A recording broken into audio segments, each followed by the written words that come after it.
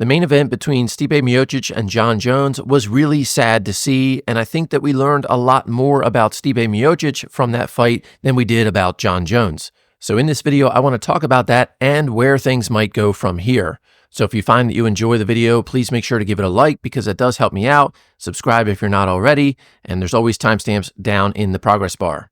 Now, the first thing that stood out to me was just how disinterested Stipe looked when they showed him getting ready to do his walkout. And I was hoping that at some point we would see more interest from him, but it never happened. And from the opening bell, he looked like a guy who wanted to be anywhere but in that ring. And if it wasn't a championship fight in the main event of a UFC card, I would have assumed it was some sort of a sparring match where Stipe was paid to be a punching bag. He looked incredibly slow. He looked like he didn't know what to do. And really the only offense he had the entire time was the few moments where he would chase after Jon, looking sloppy, and throwing ineffective punches. In fact, the only thing that I think we can say is a positive from Stipe tonight is the fact that he recognizes he's done and it's time to hang it up. Now, I am not convinced that he looked so bad just because he's 42 years old. I know that's the first place that a lot of people are going to go, but from a standpoint of physical shape, he looked as good as he has in years.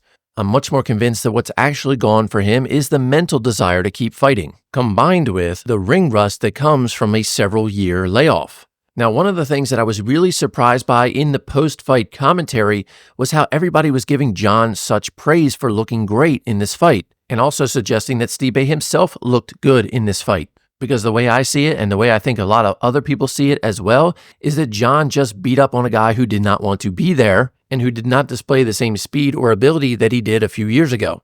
So all in all, I think what we learned is that Stipe had no business being in that ring, as opposed to learning that Jon Jones still looks great.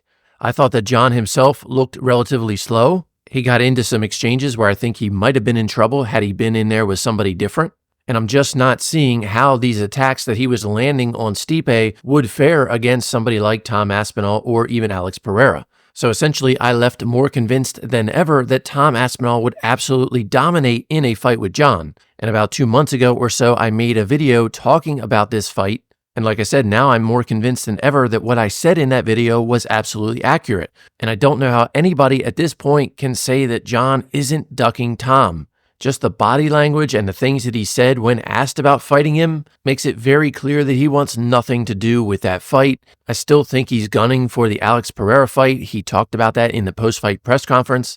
And I can absolutely imagine a scenario where he prices himself out of the fight, reminiscent of the way he did it back when Francis was on top. And for those of you who do not really remember, Jon was pushing for a lot of money back then to fight Francis, to the point where all the things you hear Dana White saying about him today that are positive, he was doing the exact opposite back then. And if Jon really does price himself out again, it's going to be interesting to see if Dana's narrative on him shifts. And I think really the only way that Jon could get out of this looking okay is if he says, you know what, Tom is the future of this division. I'm going to retire. I want one retirement fight, and I want that to be against Alex Pereira. And of course, he would have to relinquish the belt in that process. So let's assume for a moment that Jon does have one fight left and that it's either going to be against Tom or against Alex Pereira, and take a quick look at how either of those fights might turn out. Regarding Tom Aspinall, I'm just going to summarize what I said in the other video. If you want to watch that, I'll link it down in the description. But basically, at this point, I think Tom beats him everywhere. Tom's just way too fast, way too powerful. Those kicks that he used against Stipe are not going to be there against Tom. Tom himself has really devastating leg kicks, and I could see him coming right out and taking out one of Jon's skinny legs. And when it comes to the trips and the grappling, I don't think he's going to have the strength to be able to handle Tom the way that he did against Stipe. So I pretty much just see that as total domination by Tom. Now, when it comes to fighting Alex Pereira, I do think that fight's a lot more dangerous for Jon than people are suggesting. But I don't have any doubt that if Jon can get close enough to him and take him down, that that's going to be the way of that fight. And Jon would pretty much just control him on the ground and beat him up there. So there is the possibility that that fight might not have the fireworks that people would expect from it. But Jon is confident that he can do that to Alex, and that's why he's pushing for that fight so hard, because he knows he can't do that to Tom Aspinall. So I'll wrap up with this. I like Jon Jones. I like this version of him that's humble. I know a lot of people think that the whole Christian thing is an act on his part, but whether it is or it isn't, I like that he displays it. I thought the moment that he had with the president was awesome. I love that. And I would like to see him have a good end to his career. And from that perspective, I probably would rather see him versus Pereira because I'm pretty sure I know how the Tom fight's going to go.